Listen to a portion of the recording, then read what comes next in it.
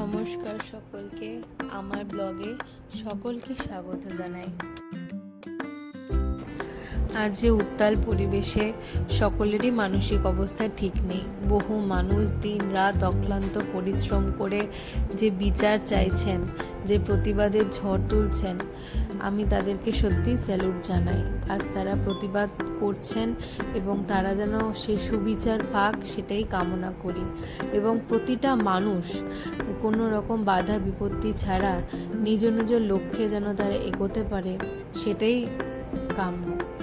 তো আজকে মনটা যেমন আমারও খারাপ, জানি আপনাদের সকলেরও খারাপ, কারণ এই পরিস্থিতিতে কারোরই হয়তো ভালো লাগে না এবং বহুদিন যাবৎ আপনাদের সাথে কথা বলাও হয়নি, তাই আজকে এলাম। আর আরও একটা কারণ না আসতে পারার, যে দীপায়নের নাইট ডিউটি চলছে, আর এখানে তো দিনে কোনোভাবেই বেরোনো যায় না, বীভৎস গরম এখানে, তাই সন্ধ্যেবেলায় বেরোনো, আর ওই একটা দিন ছুটি, তাই ভাবলাম একটু বেরোনো যাক, আপনাদের সাথেও কিছু মুহূর্ত শেয়ার করতে পারবো, আমারও ভালো লাগবে। আজকে আমরা এসেছি পান্ডা বলে একটা ছোট্ট মলে। এখানে শুধু গ্রসারি জিনিসই থাকে আর কিছু নেই। অন্যান্য বাকি অনেক মলে যেমন ইলেকট্রনিক জিনিসও থাকে, আবার জামা কাপড়ও থাকে, প্লাস গ্রসারি থেকে শুরু করে অন্যান্য বেকারি জিনিসও থাকে। তো এখানে শুধু দেখলাম গ্রসারি রয়েছে আর কিছু সবজিপাতি রয়েছে আর একটু বেকারি জিনিসগুলো রয়েছে। তো আপনাদের সব ঘুরিয়ে দেখাই। তার আগে এগুলো দেখুন, আমরা স্টারবাক্সে তো কফি খেয়েই থাকি, আর এখানে দেখুন পুরো স্টারবাক্সে কফির পুরো বক্স মতো বিভিন্ন ধরনের। আমি এর আগে কখনো দেখিনি, অন্যান্য যে মলগুলোতে বা আগে গেছি এরকম কখনো দেখিনি, তো এখানে দেখলাম। তো আজকে আর নেব না, অন্যদিন একটা নিয়ে ট্রাই করব। আর আপনাদের কিছু কিছু জিনিস দেখাই। আপনাদের তো আগেই দেখিয়েছিলাম অনেক জায়গাতে যে এখানে বিভিন্ন জিনিসগুলো ভেবে সাজানো গোছানো থাকে, তো যেগুলো দেখায়নি এর আগে সেগুলোই আপনাদের সাথে একটু একটু করে শেয়ার করব।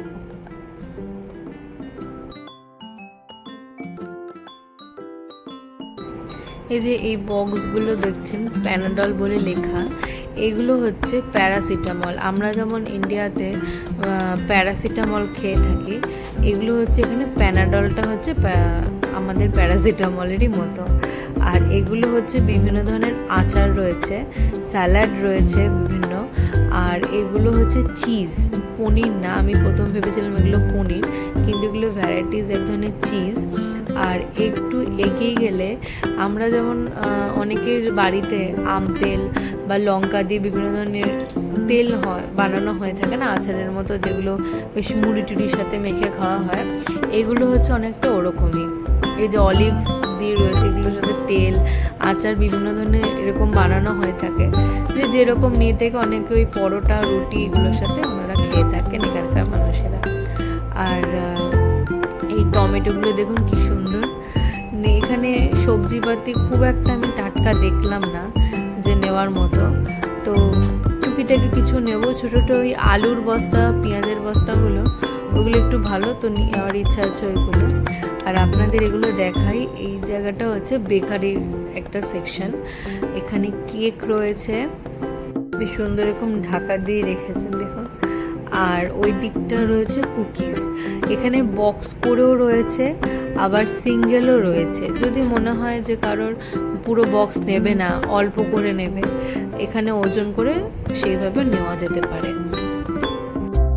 আর এই দিকটা রয়েছে ছোটোখাটো বক্স করে, যেগুলো বেকারির বিস্কুটের যে বক্সগুলো প্যাকিং করা রয়েছে।